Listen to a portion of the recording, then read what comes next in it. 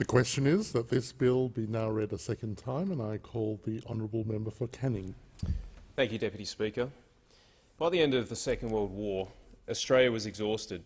Alongside our allies, our country had withstood the onslaught of the Axis powers. The fall of Singapore, the bombing of Darwin and the Pacific Campaign had taken its toll.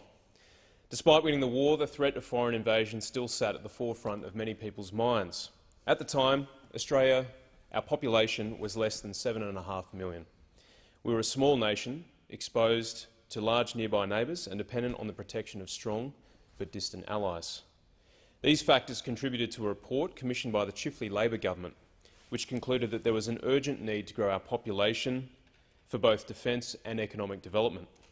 At the time, it was believed that Australia needed to increase its population by 2% annually, 1% by birth and 1% by immigration. Consequently, the Department of Immigration was formed in 1945 under Minister for Immigration Arthur Calwell. The slogan of the day was "Populate or Perish." Now, this sentiment carried on through the Menzies era and most subsequent governments to the end of the 20th century. Although many of our early migrants from this time were British, very quickly the door was opened to other nations. Consequently, the requirements for migration were often eased. This was made easier, for example, by lowering the time required as an Australian resident before applying for citizenship from 5 years to 2, and easing the English language requirement from adequate to basic. We have proved ourselves time and time again to be a generous nation, Deputy Speaker.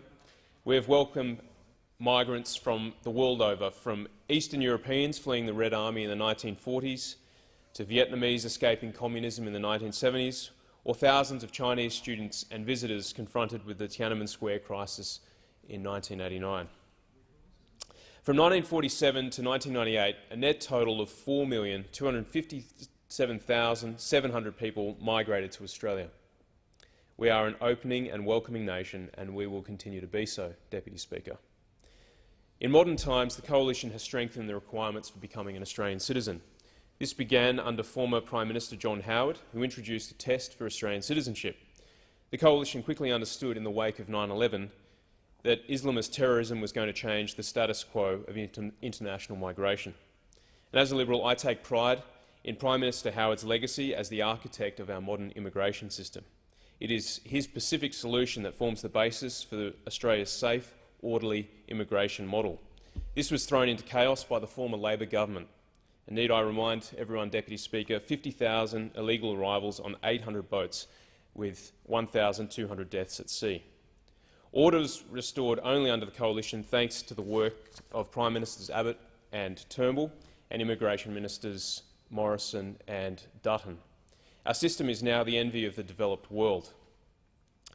There is, however, always room to improve our system of immigration and the pathway to becoming an Australian. We must be clear-eyed about the dangers we face and unashamed in acting to safeguard both the Australian people and our liberal democracy or way of life. We live in dangerous times, Deputy Speaker. We have witnessed Europe under siege due to its very lax approach to migration. There have been terror incidents across the UK and continental Europe over the last decade. In this month alone, more than 500 people around the world have died at the hands of violent non-state actors. And while we have felt the effects of terrorism on our shores, we have been lucky compared to others. From September 2014 to April of this year, 63 people have been charged as a result of 28 counter-terror operations around Australia. That's over half of all terrorism-related charges since 2001. In the same period, 12 major terror plots were disrupted. Australians are worried, and rightly so, for that is the point of terrorism, to create fear in order to compel people, Australians, to do the will of the terrorists. Last week's foiled attack on a plane at Sydney Airport, one of the most sophisticated terror attacks ever attempted on Australian soil, is a case in point, Deputy Speaker. This government has already taken extensive action to ensure the safety of the Australian people. We have increased counter-terror funding for law enforcement, intelligence and security agencies and passed 8 tranches of legislation to strengthen our response to the threat of terrorism. Now, this bill complements the work already done.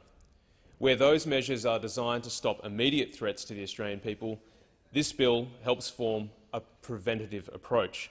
It creates a high bar of expectation and allegiance for our culture and values for those who would call Australia their home.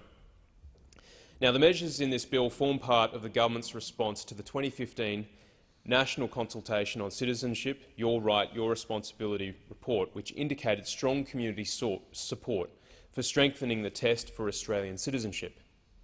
As the Minister has said, the Australian community expects that aspiring citizens demonstrate their allegiance to our country, their commitment to live in accordance with Australian laws and values, and be willing to integrate into and become contributing members of the Australian community.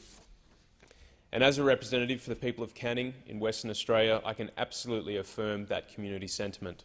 I frequently canvass the views of my constituents, and some of the most consistent feedback I have received since April — I've done 21 community forums, Deputy Speaker — the most consistent feedback I receive is concern about the bar we set for immigration and integration into this country.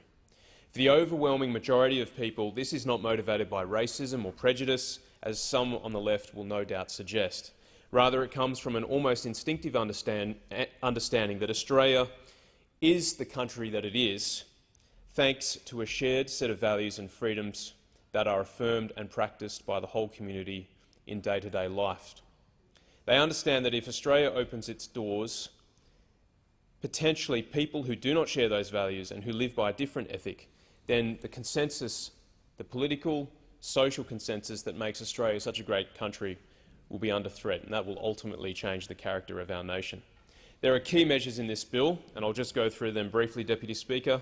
The residency requirements, increasing the residency requirement from 1 year to 4 years so prospective citizens have spent a reasonable amount of time living in Australia, and only a maximum of 12 months can be spent outside of Australia during this time. This is a measure designed to ensure that applicants are familiar and happy with the Australian way of life. The provision also gives applicants time to appreciate the commitment that they are required to make as citizens of Australia. There are no human rights implications, as permanent residency does not limit freedom of movement domestically or internationally, Deputy Speaker. We've introduced English language proficiency requirements to increase the requirement from to competent, which is the equivalent of the International English Language Testing System General Training Test Level 6. Now, this focuses on basic survival skills in broad social and workplace contexts. And incidentally, Deputy Speaker, it is the same requirement held by Canada, New Zealand and the United Kingdom. It is not the same standard for university entrance that is suggested by those opposite. Currently, a basic level is required, but it is not directly assessed. And I think it goes without saying, Deputy Speaker, proficiency in the English language is essential for economic participation, social participation and integration into Australian civic society.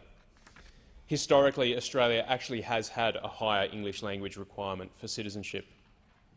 There's also an Australian values statement, Deputy Speaker, which requires applicants to sign an Australian values statement in order to make a valid application for citizenship. And without this application, without this statement, the application is deemed invalid. Now, currently, the Australian value statement includes an understanding of the respect for the freedom and dignity of the individual, freedom of religion, commitment to the rule of law, parliamentary democracy, equality of men and women, equality of opportunity for individuals regardless of their race, religion or ethnic background, and, of course, English language as the national language, and that is an essential unifying component of Australian society. It requires applicants to demonstrate their integration into the Australian community, including by behaving in a manner consistent with the Australian values that applicants commit to when they sign the Australian Values Statement. For example, they need to send their children to school, they need to seek employment, they need to be earning income and paying tax and contributing to the larger Australian society. An applicant will also be assessed for specified conduct that is inconsistent with Australian values, such as domestic or family violence, criminality, including female genital mutilation, and involvement in gangs and organised crime. And I think we can all agree none of those things we want in Australian society. The pledge in the Act will refer to allegiance to Australia. Its use will be extended to all streams of citizenship by application, including citizenship by descent, adoption and resumption. Finally, what Australians want is security, Deputy Speaker. They want economic security, they want jobs, they want lower power prices, they want wage increases, they want national security, they want strong borders, and they want a capable defence force. And I'm proud that this government is increasing defence spending to 2% of GDP by 2021, which is a complete reversal of what those opposite did whilst in government. Disgraceful, disgraceful. You treated defence like an ATM, and I won't let you forget it. Australians also want cultural security. They want to know that government is protecting the great Western democratic traditions that make our country function, that enable this House to function every day, albeit imperfectly, but nonetheless it does its job. Last week, the Sunday Times in Western Australia editorialised on the threat of terrorism and commended this government for the safeguards it had enacted. The paper spoke about the ongoing tension between liberty and security, saying, and I quote, "We are living in an age where jihadists seek to exploit our soft underbelly of freedoms to inflict as much carnage as possible," end quote. The unique freedoms of Western society do indeed leave our nation exposed to those who would do us harm. However, those freedoms are our strength, not our weakness. Those freedoms have ensured the contest of ideas which take place every day in this House. They have guaranteed the scrutiny of government by media. They've allowed the formation of unions. They've protected religious liberty. They've promoted scientific discovery and fostered free enterprise. They are what have made us great and strong and prosperous as a country, Deputy Speaker. But they do not exist in a vacuum.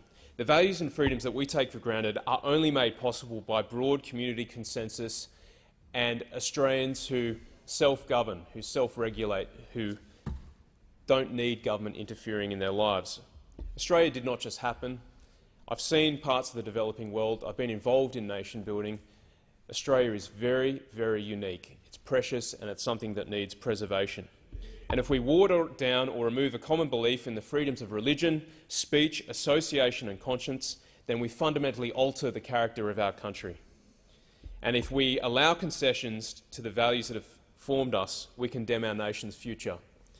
And that is the very purpose of this bill, Deputy Speaker. It is about ensuring that our country, our economic system, our political system and the freedoms that we enjoy as an Australian community will continue long into the future by ensuring that those who come to this country, and we welcome them, but it ensures that those who come to this country also sign up to those values and freedoms that we hold dear. Thank you.